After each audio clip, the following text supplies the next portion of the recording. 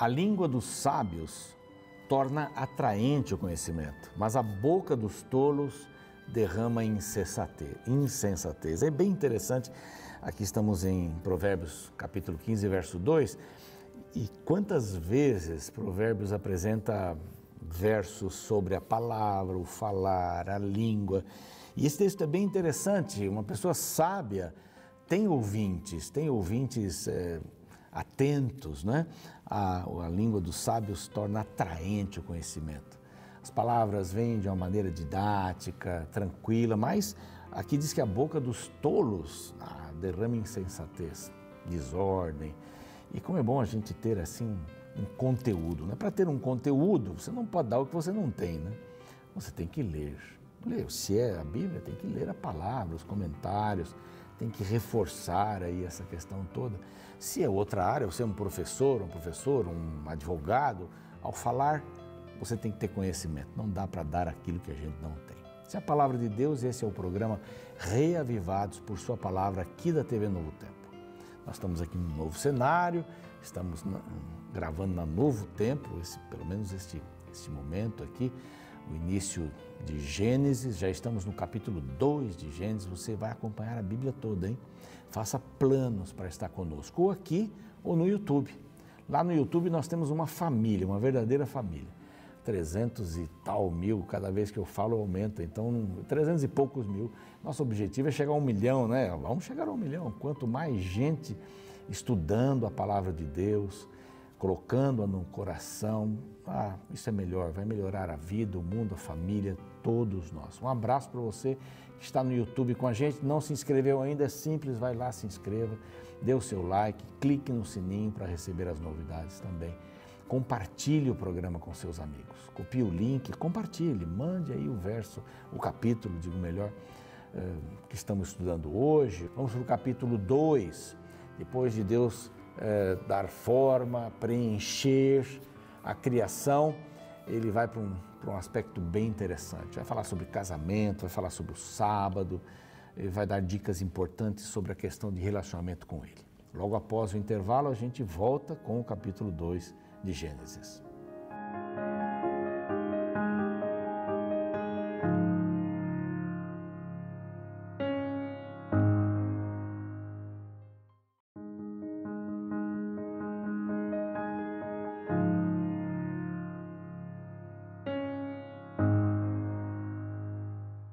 Estamos de volta com o programa Reavivados por Sua Palavra, nesse cenário bonito aqui da Novo Tempo.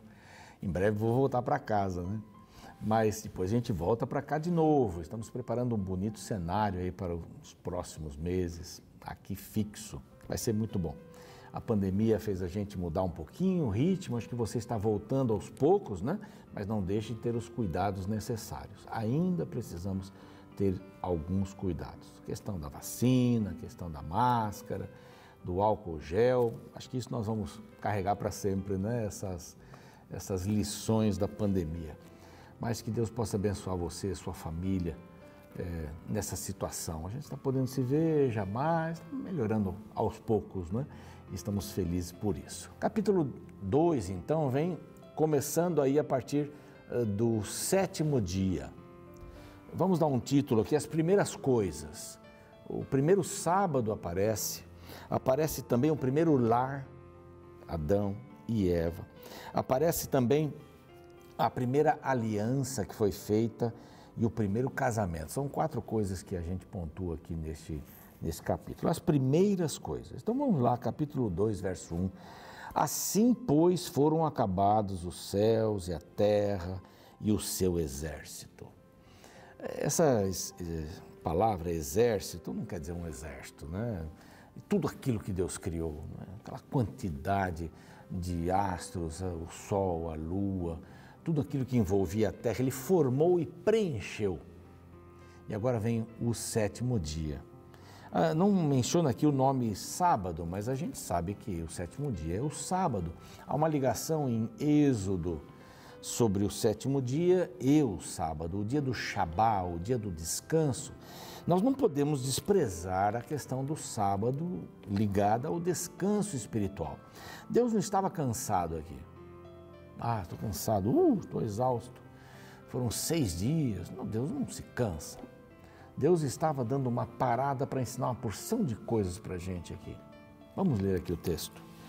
E havendo Deus terminado no dia 7º, você sabe que houve tarde de manhã, a parte escura e a parte clara, assim que se contavam os dias, o povo de Israel conta os dias assim, começando com o pôr do sol. A tarde, a parte escura, e a manhã, que é a parte clara. Há palavras no hebraico aqui, não vamos descer nesses detalhes, mas Deus terminou tudo, e no 7º dia, sua obra, que fizeram, então descansou nesse dia, de toda a obra que tinha feito. Vocês lembram que eu mencionei ontem, né, quem estava com a gente, Deus abençoou os animais que Ele criou, as aves e os peixes, depois abençoou os animais, né, e abençoou os homens, o homem, né, criado ali, e na sexta-feira à tarde o homem e a mulher foram criados. O capítulo 2 dá uma expandida e fala da formação da mulher, como ela foi feita. Aqui vai falar sobre a formação do homem também. Então os dois aparecem aqui, depois são ligados através do matrimônio. E Deus já coloca essas primeiras coisas feitas aqui.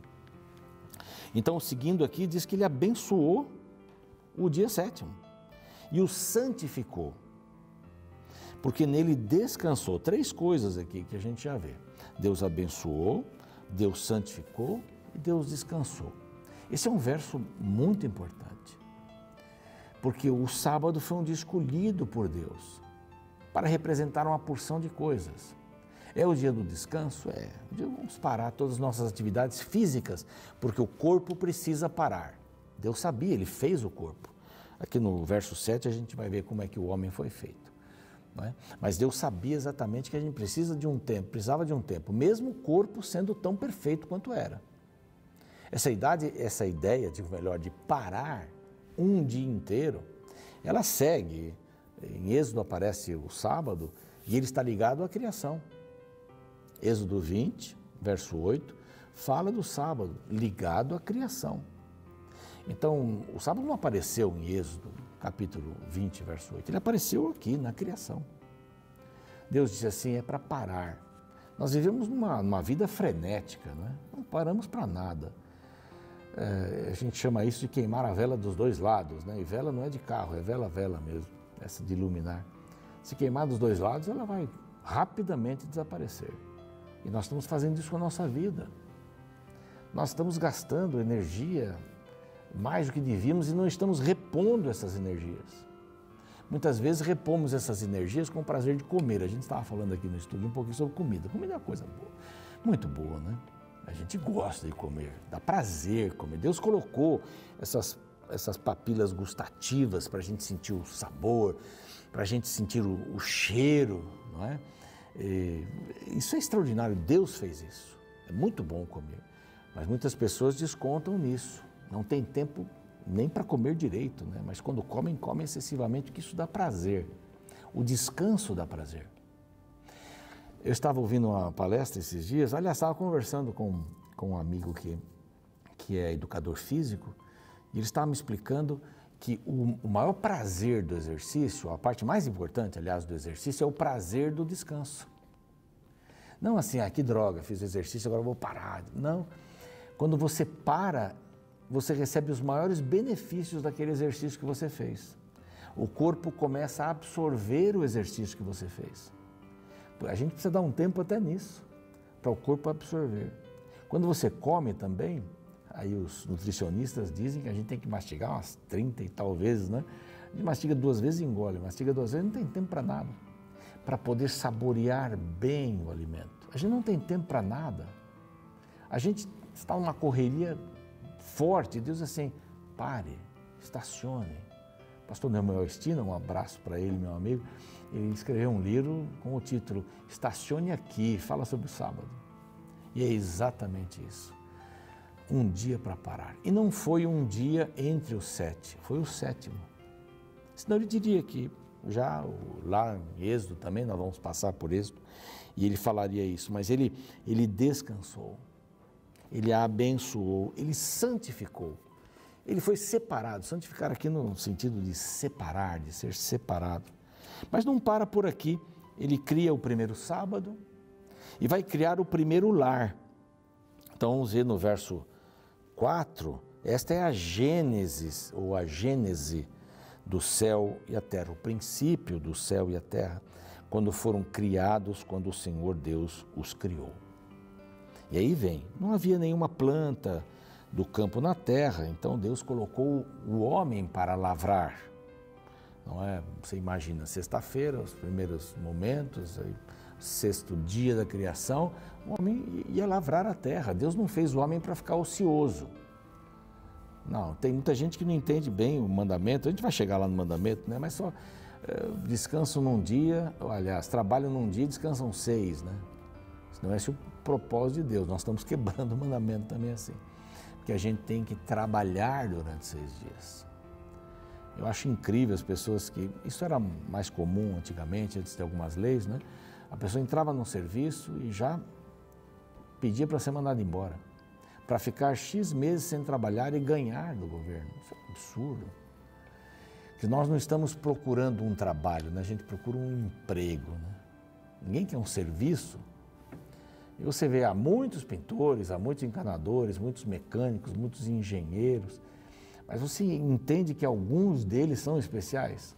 Trabalham com afinco, com amor. Não é um peso trabalhar, é uma bênção trabalhar. Você acaba aquele horário, chega em casa, toma um banho, hoje eu fiz meu trabalho. Hoje eu ajudei pessoas. Então o trabalho é uma bênção muito grande. Deus coloca então Adão como trabalhador. Não teria? Vamos passear no Jardim do Éden. Não era assim. Vamos tocar harpa aqui, vamos ficar... Não. Ele trabalhava, ele arava a terra, o solo. Não chovia, então aqui diz que vinha uma neblina que regava. Lembre-se que quem escreve já está passando depois do pecado e tal. São quase 2 milênios depois desse momento. Moisés escreve e já havia chuva no seu tempo. Ele disse, naquele tempo não tinha chuva, então tinha uma neblina que caía e regava toda a superfície do solo. Olha que coisa impressionante. Eu tenho vários amigos que são agricultores e chega essa época do plantio, da colheita e mesmo da vida do produto que ele está plantando, tem que chover, aqui não pode chover, ali não pode chover, tem que secar, não chove tantos dias, o sol causticante e tal, para uma coisa ou outra, aí vem uma geada, as intempéries do tempo, até uma situação do pecado também, eles dependem completamente, né, dessas coisas. Mas aqui caiu uma neblina à noite, pronto, eles não precisavam se preocupar, é só trabalhar. Isso foi antes do pecado. Agora vem um verso importante, o verso 7. Então, formou o homem, aqui ele vai ampliando, não que ele formou depois do sábado, foi na sexta-feira, então ele vai explicar aqui a criação do homem, vai falar sobre a árvore da vida e do bem e do mal, e vai falar sobre a formação da mulher e termina com o casamento aqui. Ele diz aqui, formação do homem. Então formou o Senhor Deus, no 6º dia, ao homem do primeiro elemento, anote bem, pó da terra. E lhe soprou nas narinas, o 2º elemento, fôlego da vida. Quem assistiu o programa de ontem, se lembra, vai se lembrar, que eu mencionei que os animais foram formados assim. Nós temos aqui os peixes, né, como foram formados, e o fôlego da vida esteve sobre os animais também, répteis e tal, então produz seres viventes. Seres viventes é o resultado do pó da terra, mais o fôlego da vida. E aqui no verso diz assim, ele soprou nas narinas o fôlego da vida, eu já mencionei, e o homem passou a ser alma vivente. Aqui a gente tem algumas palavras no hebraico que são interessantes. Aqui nós encontramos que Deus colocou vida através do fôlego, fala em narinas e tudo mais, então tem que ver com respiração. Quando a Bíblia fala que o Espírito pairava sobre a face do abismo, o Espírito tem essa conotação. É traduzido em o Novo Testamento como pneuma, tem que ver com ar, pneumático, essas pneumonia, tem que ver com respiração. Então o homem foi feito, esse formar aqui no grego, no hebraico, é formar com as mãos, é manipular. Deus fez um boneco que seria o homem. Mas ele não tinha vida, ele soprou o fôlego da vida. A partir daí ele se tornou uma alma vivente. Algumas traduções colocam uma pessoa vivente, e a melhor tradução seria uma pessoa vivente. Porque alma é uma conotação religiosa, já há muito tempo, romana, etc., que o homem tem uma alma, que quando a gente morre se desprende uma alma, não é? Sai do corpo e ela vai viver ou no céu, no purgatório, no inferno, ou no limbo. E são lugares onde a alma fica por aí. Em outras visões religiosas, a alma fica progredindo, ou ela regride, volta numa outra forma, é a alma que sai. A Bíblia não fala que o homem tem uma alma. A Bíblia diz que o homem é uma alma. Pó da terra, mas fôlego da vida. Quando a pessoa morre, o que acontece? Isso está lá, Eclesiastes, Salmos. O fôlego volta para Deus que o deu e o pó volta para a terra. Isso acontece com os animais. Se você enterrar um animal, vai acontecer a mesma coisa, o que acontece quando você enterra um ser humano. Às vezes o animal é colocado na terra direto, aí tem um caixão lá para o ser humano e tal, mas é o mesmo processo. O que muda aqui é a questão de raciocínio, de domínio. Os animais não têm domínio sobre a terra, eles não podem escolher, eles não são a semelhança de Deus no sentido de pensar, de decidir. Eles têm instinto, Deus colocou um instinto em cada um, de um jeito de ser. Mas eles têm personalidades diferentes, né? Quem tem cachorro, gato, sabe disso, né? Um é diferente do outro. É gato, tudo igual, não. Tem uma personalidade, mas não é um raciocínio humano como nós temos hoje. Então, Deus cria o homem, Ele forma o homem e o coloca no Jardim do Éden. Ele vai dar aqui vários nomes, colocou no Oriente, ele vai dar uns nomes de uns rios aqui e tal, porque esses rios existiam. E o Éden foi estabelecido aqui naquela região. Aí Deus coloca Adão como inquilino, ele vai cuidar de todas as coisas. Verso 9 diz, do solo fez o Senhor Deus brotar toda a sorte de árvores, e também a árvore da vida. No meio do jardim, a árvore do conhecimento do bem e do mal. Aí fala desses rios todos e volta a falar aqui no 16. No 15, tomou, pois, o Senhor Deus o homem e o colocou no jardim do Éden para o cultivar e guardar. Ali está o inquilino. Adão trabalhador, Adão inquilino. Agora vem a primeira aliança. 16, 17, já que nós sabemos que existia uma árvore da vida, que dava vida para eles, e a árvore da ciência do bem e do mal, o que era? Era o único lugar que Satanás poderia conversar, poderia tentar os seres humanos, poderia pregar a sua palavra que ele trazia do céu. Carregou consigo 1/3 dos anjos. A árvore da ciência do bem e do mal era o único lugar. Então Deus faz um pacto, a primeira aliança, primeiro sábado, primeiro lar, primeira aliança, e o Senhor Deus lhe deu esta ordem: de toda a árvore do jardim comerás livremente, toda, inclusive a árvore da vida. Mas da árvore do conhecimento do bem e do mal não comerás, porque o dia em que dela comerdes, guarde bem isso, o dia em que dela comerdes, certamente morrerás. Morte não era uma palavra conhecida no reino. Morte, desaparecer. Como assim desaparecer? Ninguém sabia o que era morte, mas disse, você vai deixar de existir. Ninguém tinha muita noção do que era isso. Mas então aí vem o verso 17, o verso 18. Disse mais o Senhor, não é bom que o homem viva só. Então, você vê, é um retalho aqui, né? Fala do homem, fala da árvore, depois fala da mulher, e vai falar sobre o casamento, e o 3, então, vai juntar todas essas coisas. Formação da mulher, não é bom que o homem esteja só.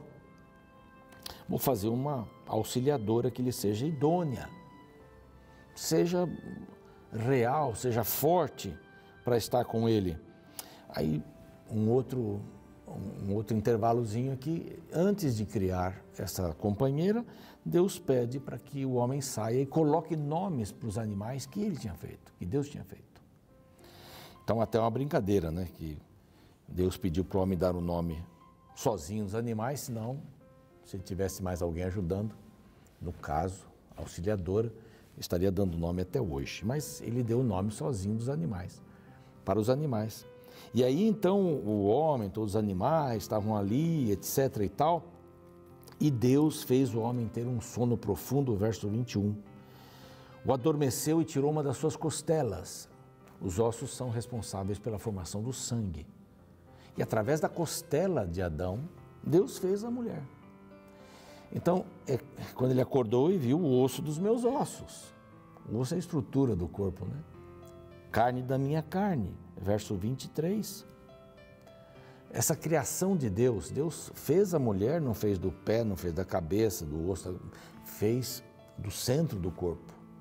Nós temos igualdade, nós fomos feitos do mesmo material, um pouco menor que o homem, a mulher. E aí Deus diz no verso 24, por isso, deixa o homem, Moisés comentando esse fato do casamento, porque já nos seus dias havia casamentos, né? Sempre essa visão de Moisés olhando para trás. Por isso deixou o homem pai e mãe, se une à sua mulher, tornando-se os dois uma só carne. Isso é um conceito divino. Isso não quer dizer que vão ter uma relação sexual. Não é isso, é um conceito muito mais amplo, que inclusive recebe no seu bojo a relação física sexual. Mas Deus então cria o homem, cria a mulher, o par perfeito, e agora os coloca no jardim do Éden. E ensina esta grande lição sobre o casamento, se tornando uma só carne. Nós vamos ver um pouquinho mais sobre isso no próximo programa. Que Deus seja louvado por você e por mim. Deus nos formou, Deus nos amou. E as primeiras coisas que acontecem aqui neste capítulo são essenciais para a nossa vida. Vamos orar. Pai querido, pedimos a Tua bênção para a nossa vida. Nós queremos entender melhor essa questão do casamento, esta união de dois seres que têm o mesmo material humano, físico, que o Senhor fê-los com diferenças para que eles se completassem numa só carne. Gratos te somos pelo sábado, que é um dia de pararmos e olharmos para cima. Abençoa-nos, Senhor, neste dia, para que compreendamos estas coisas por Jesus. Amém. O programa segue, eu fico por aqui. Espero você amanhã para o capítulo 3. Enquanto que Gênesis 1 é um relato geral da criação, em Gênesis 2, o relato é mais detalhado, focando-se na formação da humanidade. O texto revela que antes da criação da mulher, Deus decidiu mostrar para o homem que algo estava lhe faltando. Para isso, o Senhor pediu para que Adão desse nome aos animais. Esta tarefa fez com que o homem percebesse que todos os animais tinham um par, menos ele. Interessante que no final de cada dia da criação, uma expressão que se repete várias vezes é Deus classificando as coisas como muito bom. Porém, em Gênesis 2, é a primeira vez que lemos a expressão contrária. No verso 18 lemos: Disse mais o Senhor Deus, não é bom que o homem esteja só. Um fato que chama a atenção é que o homem estava morando no jardim do Éden, cercado por anjos e com a presença do próprio Deus. Porém, nem mesmo esse ambiente perfeito preenchia um lugar que somente uma mulher preencheria. A Bíblia relata que Deus então fez cair pesado sono sobre o homem, e então lhe retirou uma costela e a partir dela fez Eva para ser sua esposa. Existem muitas teorias sobre o porquê de Deus ter feito a mulher justamente da costela do homem. A que eu mais gosto é que tal ato foi um sinal de igualdade entre eles. Se Deus tivesse feito a mulher do cabelo do homem, ela poderia se sentir acima dele. Se Deus tivesse feito a mulher da unha, ela poderia se sentir inferior. A costela está no meio, mostrando que a mulher deve estar em pé de igualdade com o homem. A costela também está ao lado, mostrando que a melhor maneira de se falar da importância da mulher não é afirmar que atrás de um grande homem sempre há uma grande mulher, mas sim que ao lado de um grande homem sempre há uma grande mulher. Por fim, no final do capítulo, a Bíblia apresenta a receita para um casamento feliz. No verso 24 lemos: Por isso deixa o homem pai e mãe e se une à sua mulher, tornando-se os dois uma só carne. A partir deste texto, pelo menos 2 princípios importantes podem ser extraídos. Primeiro, o casamento exige uma independência financeira, geográfica e emocional dos pais. A partir do casamento, o casal está formando uma nova família. Assim, eles não podem ficar se comportando como filhos, superdependentes dos pais para tudo. Segundo princípio é que a união íntima é reservada para o contexto do casamento. Por isso, todo casal que deseja seguir o plano original deve esperar pelo momento certo para desfrutarem um do outro. Afinal, a coisa certa deve ser feita no momento certo.